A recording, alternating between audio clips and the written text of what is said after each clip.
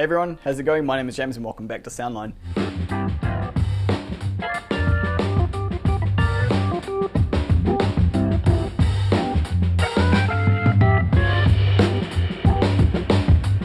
Today's video is about Technics turntables. If you're looking at a Technics turntable and are trying to decide what way to go, hopefully this video makes it a bit easier to understand the differences between the different models and what each one adds. So starting off with the SL1500.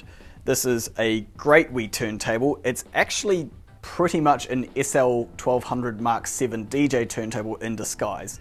What they did was they took the SL1200 Mark 7, removed the pitch slider, added in a built-in phono stage and a auto lifter for the arm, and then gave you three color options: black, silver and white, which is a nice little third option to have, and called it a hi-fi turntable. And it works fantastically as a hi-fi turntable. It comes with an Autophon 2M red cartridge. Like the SL1200 Mark 7, it has a 1.8 kilo platter, an aluminium tone arm, and the whole unit itself weighs about 9.9 kilos. And it's a really nice sounding turntable, really easy to set up.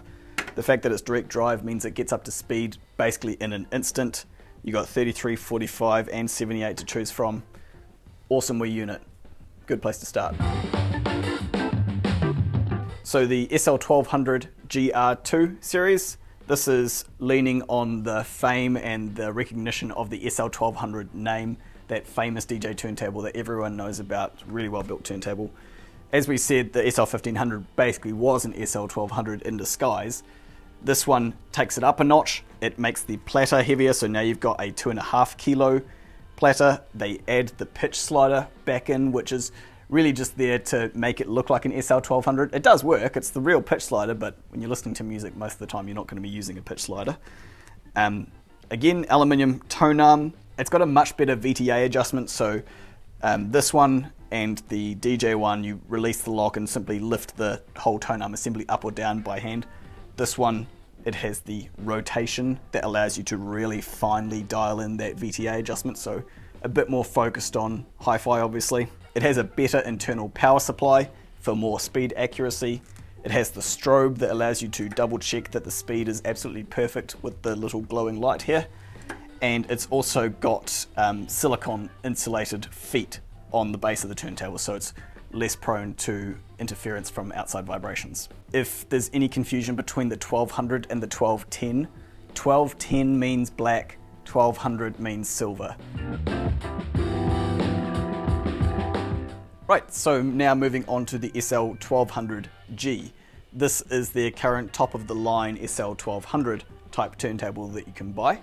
It's got a cold drawn magnesium tone arm now. Magnesium is just lighter and more rigid, so you're able to get a better balance and a more rigid tone arm system, which in turntables is kind of like the gold standard to aim for. You always want to make everything light and easy to manipulate, but also really strong. The whole turntable itself has gotten quite a bit heavier.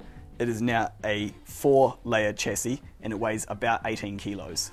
On top of that, the platter has seen a significant upgrade. You've gone from just a 2-layer aluminium rubber platter to a 3-layer aluminium, rubber and brass platter. You can see that brass on the top here, that lovely gold. It's really, really nice. And it's gone up to 3.5 kilos, so a much bigger, heavier platter, more accurate speed consistency. Because they have upgraded that platter to something a bit beefier and with more weight, they had to upgrade the motor side of things as well, so now there is a twin rotor motor system in here. The rotor is the magnet part of the motor, the stator is the coil. That will come in later when we talk about this model here. So the extra magnet just gives them more grip over the platter itself, which is needed for the fact that it's a heavier platter, but also it improves the sound quality in doing so. In terms of differences in sound quality that you get when you go from the GR2 to the G, soundstage is much, much bigger. It's a much heavier turntable. It's just the soundstage starts to escape out wider than the speakers, taller than the speakers, really nice and deep. I'm a huge fan of having really large and deep and detailed sound stages. So this is currently one of my favorite turntables we have in the shop. It just adds a lot to the three-dimensionality and some people use the term holographicness, make it a more holographic soundstage, because you can kind of visualize each element. The gaps between the elements become clearer as well, if that can make sense. You can see the actual location of each instrument with far more precision, and so you get the gaps in between it. It's also a quiet and noise floor, I find, with the system. It's just, I think because it's a bit heavier, it soaks up a bit more vibration, and so you don't get as much floor noise through this turntable as what you get with the GR2. So, the SL1000R. This is Technics' top of the line turntable, the best thing that they can figure out how to make realistically. It is based off of the old SP10 platform, which was one of their first, actually I think it was the first direct drive turntable that they made that quickly became like the iconic turntable to use in mixing studios because it was known for its speed accuracy. So this is kind of like a love letter to that. It's drawing reference back to that, which is why it looks very plain Jane on the top. They don't have the pitch slider, they don't have all the, you know, LEDs and everything like that. It's very plain Jane, but it is very, very accurate and sounds absolutely amazing. In terms of technical differences going from the G up to the reference, we've gone from a 18 kilo turntable to a 40 kilo turntable, so more than double the overall weight. And the platter itself has also gone from a 3.5 kilo platter to a 7.9 kilo platter. So again, more than double the weight of the actual platter. This one is also a 3-layer, rubber, aluminium, and brass.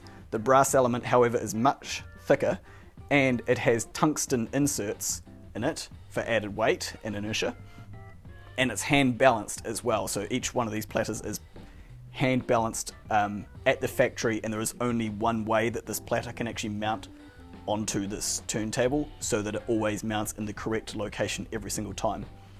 It's on another level. It also goes from a twin rotor one stator up to a twin rotor twin stator.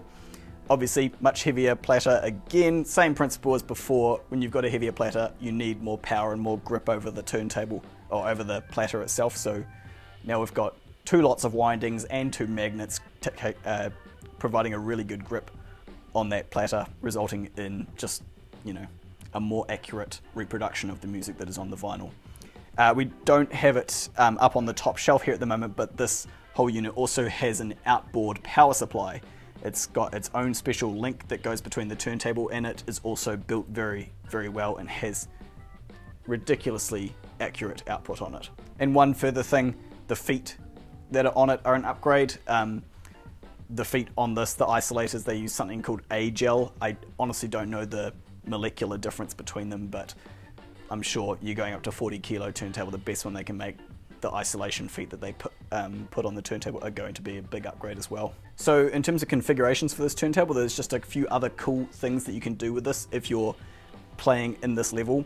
You can order this turntable as just the platter only, just like what they did with the SP10 back in the day. So if you have your own tone arm and plinth assembly, but you want to get the most accurate platter you possibly can, you can order just the square part with just the motor and the platter itself. But the more common use of this turntable is to buy it as a full unit and put it on a hi-fi rack like what we have done here. And if you've done that, you can choose to either just keep with the one tone arm that comes with it, or you can actually upgrade this to a second and even a third tone arm to add on. The reasons people would do that might be something like you want to have a stereo cartridge tone arm and a mono cartridge tone arm, or even if you want to go to this extent, you can have a 10-inch tone arm, a 9-inch tone arm, and a 12-inch tone arm. That's a bit extreme, but people do it. In terms of a sound difference between these, I mean, you're in 2 completely different ballparks. You're basically in different countries, the difference between these 2. I think I'll leave it there for now, guys. I could probably ramble on for days about this turntable because it is really impressive, but I think you probably need to come in and hear it yourselves. So if you are keen, give us a call and let us know, because we do have one of these in the shop and intend to keep one here at the shop as our reference turntable. Yeah, I hope you enjoyed this video, guys. If you have questions about any of the models, chuck them down in the comments and we'll do our best to answer them for you. Otherwise, I will catch you in the next video. Ka kite anō.